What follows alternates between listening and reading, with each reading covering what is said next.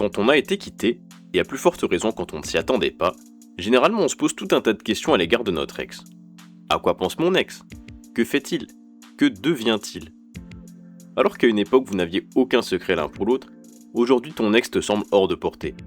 Ton ancien partenaire te paraît désormais inatteignable, et cette pensée ne quitte pas ton esprit, elle te hante toute la journée, elle te torture. Chercher la réponse à ces questions, en fait c'est un peu une manière de se soulager. Mais s'il y a bien une question à laquelle la réponse pourrait bien te rassurer, en fait ce serait celle-ci. Est-ce que mon ex souffre de la rupture? Salut à toi, moi c'est Mike, bienvenue sur Next, la chaîne où on parle sans filtre de rupture et de reconquête amoureuse. Et aujourd'hui, on va voir ensemble ce que ton ex ressent après une rupture.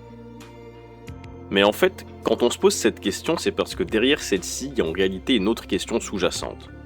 Est-ce que mon ex souffre de la séparation à cause du fait que je ne sois plus là? Et pour répondre à ça, il faut réussir à comprendre la dynamique des séparations. Dans ma précédente vidéo sur la rupture classique, je vous ai décrit les différents types de séparation. Et bien en fait, la psychologie d'un ou d'une ex après la rupture, elle va dépendre en grande partie de la nature de votre relation, mais également des causes qui ont amené à cette rupture.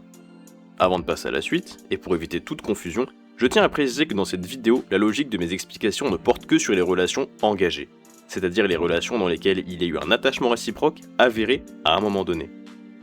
En effet, si la relation était purement superficielle, la logique qui s'applique changerait donc complètement. Mais ça, j'en parlerai dans une future vidéo. Donc oui, si ton ex a éprouvé de l'attachement pour toi dans votre relation, la séparation va bel et bien lui amener son lot d'émotions. Mais en fonction du cas de figure dans lequel il se situe, ton ex souffrira de différentes façons. Il est clair qu'en cas de tromperie par exemple, ton ex va souffrir.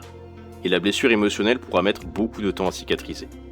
Mais dans la majorité des ruptures, ton ex a réfléchi à sa décision. Il y a réfléchi pendant la relation et depuis un bon moment. Cette idée n'est pas apparue dans son esprit du jour au lendemain. Car quand les problèmes ont commencé à apparaître dans la relation, ton ex t'a envoyé plusieurs signaux, plus ou moins directs, pour te signifier que votre couple allait droit dans le mur. En général, ces signaux passent par des remarques, des changements d'humeur ou des changements d'attitude, et malheureusement, tu n'as pas su les voir et redresser la barre à temps. De ce fait, oui, là ton ex a souffert. Mais il a souffert pendant la relation, pendant toute cette période où ton ex regardait votre relation sombrer en se sentant impuissant. Cette souffrance, elle était intense au début. Mais avec le temps, elle s'est amoindrie petit à petit à mesure que ton ex a compris que tu ne changeais pas et que ses efforts n'aboutiraient à rien. Et finalement, cette souffrance a fini par se transformer en indifférence jusqu'à ce que les côtés négatifs de la relation prennent définitivement le dessus sur le reste et que la séparation devienne l'unique option envisageable pour ton ex.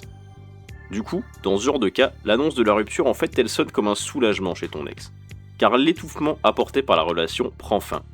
Alors oui, ton ex peut ressentir un peu de manque, mais plus tard, à cause de l'abandon de certaines anciennes habitudes, ou encore à cause de la solitude si celui-ci n'a pas de nouvelles relations ou de situation déjà bien installée. Dans le cas contraire, donc si ton ex est dans une nouvelle relation, inconsciemment ou non ton ex va faire des comparaisons entre toi et son nouveau partenaire. Comme on dit, l'herbe n'est pas plus verte ailleurs. Et les défauts de la nouvelle personne peuvent à court ou moyen terme le faire relativiser sur votre ancienne relation et éprouver des regrets.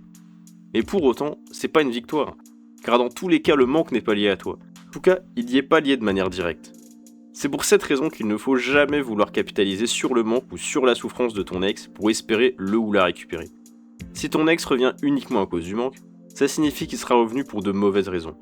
Parce que si tu acceptes qu'il ou elle revienne à cette seule condition, à partir de cet instant, non seulement tu auras définitivement perdu ta valeur à ses yeux, mais tu seras également devenu un simple bouche-trou relationnel ou émotionnel qui lui permettra de combler son vide à un moment donné.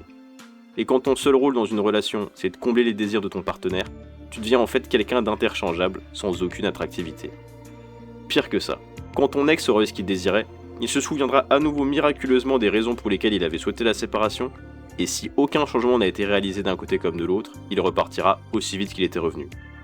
Alors plutôt que de chercher à savoir si ton ex souffre, concentre-toi sur ce que toi tu peux faire pour ne plus reproduire les erreurs de ta relation.